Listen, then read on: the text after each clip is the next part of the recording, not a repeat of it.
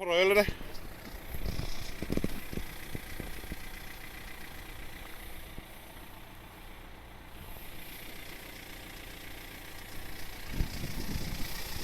Heat your turbo.